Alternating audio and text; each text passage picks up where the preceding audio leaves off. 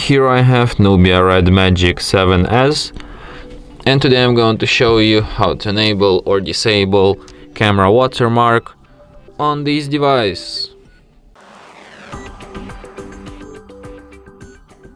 So to do this, firstly you have to open camera, tap on this arrow here, then tap on the gear icon to access settings, and here you can find time watermark and also phone watermark.